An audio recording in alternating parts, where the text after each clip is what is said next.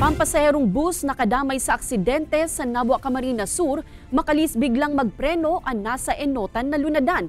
Tamang distansya sa kasunudan na lunadan, dapat mahigot nas obserbaran kan mga motorista urog na durante kan Christmas rush sigun sa mga otoridad. Uyan report ni Jessica Kalinog. Rarapak ang toong porsyon sa inotan hasta sa pintuan kan pampasaherong bus na ini nagika na Metro Manila asin pasiring kota na sa Legazpi City. Ang mga pasahero na sakay kaini sa napasang windshield na sanaman pinaagi. Inalalayan kan mga kabuhan kan BFP pababa sa hagdan. Sa investigasyon kan Nabua Municipal Police Station, may kotse na paliko sa wala, alagad huri na kan mag-signal light. Kaya biglang preno man ang nakasunod na truck.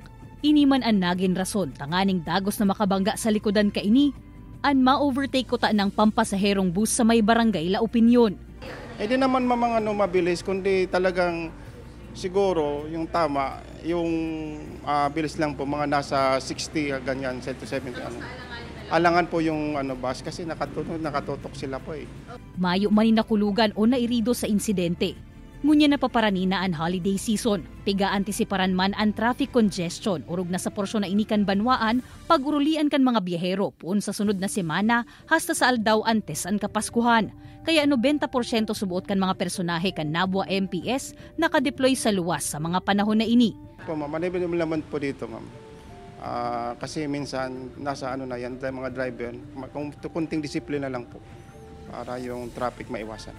Sa pagbaybay kan mga tinampo, obserbaran man subuot ang tamang distansya mga amigo. Sigun sa Land Transportation Office o LTO Bicol, kung gurano kadakula asin kahalabaan sa imong darang lunadan, iyuman dapat ang distansya mo sa pigsusunodan na bihikulo. Nganing enkaso man na maalanganin asin kaipuhanon ang biglang pagpreno, may ibitaran na makatama sa nasa inota na lunadan asin makakalikay man sa aksidente. Kaibanan si Jovel Obiso, Jessica Kalinog, Balitang Bicolandia.